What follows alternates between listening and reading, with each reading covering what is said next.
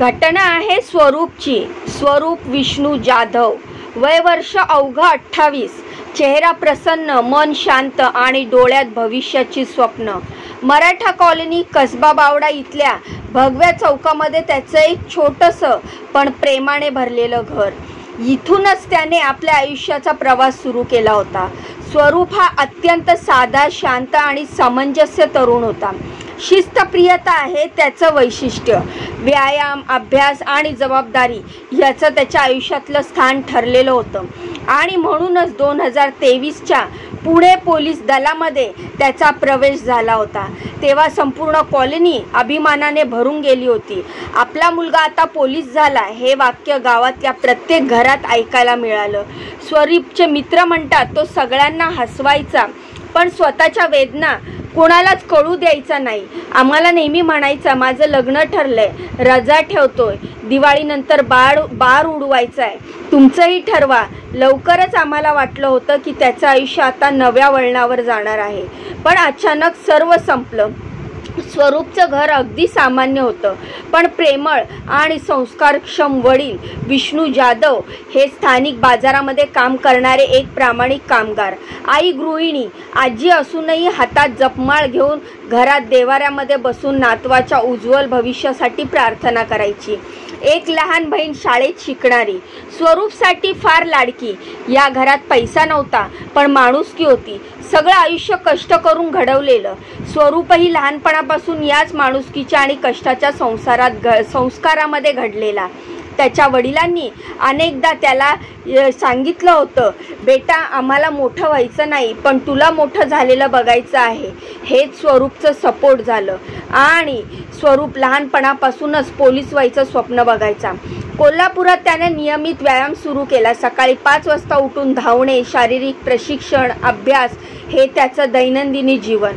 त्यानं 2023मध्ये अखेर पुणे पोलीस दलामध्ये भरती होण्याचा मान मिळवला। सगळं घर आनंदाने फुलून गेलं। गावात मिरवणूक काढली गेली। स्वारगेट पोलीस मुख्यालयाजवळ असलेल्या पोलीस लाईनमध्ये त्याची नेमणूक झाली। तिथेच त्याने वास्तव्याला पण सुरुवात केली। नव्या आयुष्याची सुरुवात, स्वप्नांची पूर्तता।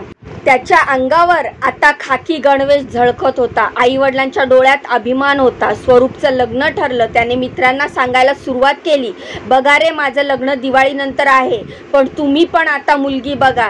त्याच्या आवाजात आनंद ओसंडून वाहत होता। घरी दिवाळीनंतर बार उडवायचं ठरलं। पोलीस दलात स्थिरता मिळाल्यावर घरच्यांनी मुली पाहायला सुरुवात केली होती। घरात सगळेच खूप उत्साही होते। आईनं साडी ठेवली होती सुनबाईसाठी। वडिलांनी आपल्या पगारातून थोडं करून बँकेत ठेवलेलं, जे लग्नाच्या खर्चासाठी वापरणार होते। साखरपुडा जवळ आला होता। स्वरूपही खूप उत्सुक होता। तो नियमित मित्रांना सांगायचा, दिवाळी झाल्यावर लग्न आहे, रजा पण साठवून ठेवल्यात, तुमच्यासोबत नववधूंचं स्वागत करायचंय मला। पण कुणालाही माहीत नव्हतं त्या बोलक्या डोळ्यात एक अनोखा खिन्नपणा दडलेला होता। 8 जुलैची सकाळ, स्वरूपचं ठरलेलं आयुष्य एका क्षणात उद्ध्वस्त झालं। पुण्यात स्वारगेट पोलीस लाईनमधल्या रूममध्ये तो एकटा होता। रूममध्ये कोणीच नव्हतं। सकाळी काही सहकारी त्याच्याशी संपर्क करत होते, पण तो फोन उचलत नव्हता। तेव्हा पोलिसांनी रूम उघडले आणि सर्व गोंधळले।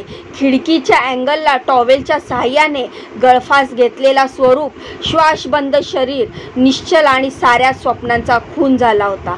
का आणि कशामुळे? पोलिसांनी अचानक बातमी कोल्हापुरात पाठवली, तुमच्या मुलानं आत्महत्या केली आहे। हे ऐकून त्याचे वडील खाली कोसळले। आईचा टाहो फुटला, माझ्या सोन्याला काय झालं? काही चुकलं का? आमचं बहीण सैरवैर झाली। आजीला धक्काच बसला। जाताना हसत आनंदात नातू गेला। मग हे काय? दुसऱ्या दिवशी म्हणजे 9 जुलै रोजी सकाळी 7 वाजता कसबा बावड्याच्या स्मशानभूमीत स्वरूपवर अंत्यसंस्कार करण्यात आले। पोलीस दलाच्या वतीने मानवंदना देण्यात आली। त्याचा गणवेश फडकत होता, पण त्याला आता काही ऐकू येत नव्हतं। मित्र, शेजारी, नातेवाईक सगळ्यांनी प्रचंड गर्दी केली। रडारड आणि फक्त प्रश्न। आत्महत्येचं कारण अजूनही समजलेलं नाही।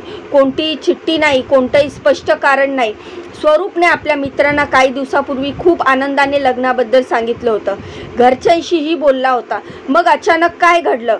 पुणे खडकवासला पोलीस या प्रकरणाचा तपास करत आहेत, पण अद्याप कुठलीही ठोस माहिती समोर आलेली नाही. मानसिक तणाव, आंतरिक संघर्ष, नोकरीतला दबाव, कौटुंबिक काही कारणं काहीच ठरत नाहीये. त्याच्या मोबाईलची तपासणी सुरू आहे. Social media, call details, CCTV सगळं पोलिसांकडून तपासलं जातंय. पण एकी आई आणि वडिलांसाठी त्याचा काय उपयोग? काय स्वरूप हा एकटा नव्हता. गेल्या महिन्याभरात बावड्यामध्ये 5 ते 7 तरुणांनी आत्महत्या केल्याचं स्पष्ट झालंय. का कौटुंबिक कलहामुळे, कोण मानसिक आरोग्याच्या प्रश्नामुळे, कोण आर्थिक संकटामुळे समाजात एक अस्वस्थता, शांतता पसरली आहे. प्रश्न असा आहे की ही तरुण पिढी एवढी असुरक्षित का झाली आहे? त्यांना ऐकून घेणं कमी का झालंय? आता जग आणि सोशल मीडियावर परफेक्ट दाखवत असताना आत मात्र खूप काही तुटलेलं असतं का? स्वरूप काही बोलून गेला नाही, त्याने कुठली चिठ्ठी लिहिलेली नाहीये, पण त्याचं आयुष्य एक मोठी चिठ्ठी होती. मी खूप काही करत शकत होतो, पण कुणी ऐकलं नाही. त्याच्या फोटोसमोर त्याचा गणवेश ठेवला होता. आईने त्या गणवेशाला मिठी मारली होती. ती ओरडत होती, आम्हाला तुला बघायचं होतं, जगत होतोस रे, का केलंस असं? कोणतं कारण होतं आम्हाला सोडून जायचं असेल? अशी कसली वेळ आली? घरात दिवाळीनंतर लग्नाचा बार उडवणार होतं, पण त्या घरात आत्ता शांतता आहे. कपाटात ठेवलेली साडी अजूनही तशीच आहे. बँकेत साठवलेली रक्कम अजूनही वापरायची वाट बघतोय. वडिलांच्या डोळ्यात प्रश्न आहेत आणि आईच्या उरात फक्त एक आक्रोश. स्वरूप गेला, पण त्याच्यासारख्या कितीतरी तरुणांचा मुद्दा अजूनही अनुत्तरित आहे. मानसिक आरोग्य, नोकरीचा ताण, भविष्याची भीती यांच्याशी झगडताना हे तरुण हरतायत. आणि स्वरूप विष्णू जाधव, एक पोलीस, एक स्नेही मुलगा आणि एक स्वप्न असलेलं व्यक्तिमत्व, त्याच्या आत्महत्येमुळे संपूर्ण गाव हादरलंय. त्याच्या शेवटच्या क्षणात काय झालं होतं ते आजही एक कोडा आहे. म्हणूनच ही घटना फक्त स्वरूपची नाही, ही प्रत्येक घरातल्या त्या मुलाची गोष्ट आहे जो गप्पा असतो पण आतून तुटलेला असतो. तो म्हणायचा दिवाळीनंतर लग्न आहे, पण दिवाळीही आली नाही आणि घरात बारही वाजला नाही. फक्त शांतता आणि एक प्रश्न, का गेला तो? यातून काय शिकावं? आणि बाहेरची ही काही सर्व ठीक दिसतं, आतून व्यक्ती तुटलेला असतो. मानसिक तणाव, नैराश्य, एकटेपणा याकडे दुर्लक्ष करू नका. नोकरी, स्थैर्य, लग्न ठरलेलं असूनही अंतर्गत संघर्ष असू शकतो. बाह्य यशाऐवजी अंतर्गत समाधान महत्त्वाचं आहे.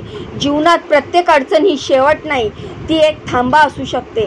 थांबून श्वास घ्या, बोलून मन मोकळं करा, मदत घ्या, कारण तुम्ही महत्त्वाचे आहात. ही घटना ऐकून याविषयी आपल्याला काय वाटतं? ह्या घटनेबद्दल आपल्या काय प्रतिक्रिया आहेत? मित्रांनो, मला कमेंटच्या माध्यमातून नक्की सांगा. जाण्याआधी या माहितीबद्दल तुमच्या प्रतिक्रिया मला कमेंट बॉक्समध्ये नक्की टाका. जाण्याआधी व्हिडिओला लाईक करा, चॅनलला सबस्क्राईब करा. सबस्क्राईब केल्यावर त्याच्या बाजूचं बेल आयकन दाबा, ज्यामुळे मी माझ्या चॅनलवर जे महत्त्वपूर्ण आणि लेटेस्ट अपडेट असलेली माहिती टाकत असते त्याची नोटिफिकेशन तुम्हाला मिळेल आणि एकही माहिती तुमच्यापासून स्किप होणार नाही. तर तुमच्या बहिणीला असाच सपोर्ट करत राहा. जाण्याआधी या व्हिडिओला लाईक करा, चॅनलला सबस्क्राईब करा. भेटूया पुढच्या माहितीमध्ये अशीच दमदार आणि लेटेस्ट अपडेट घेऊन.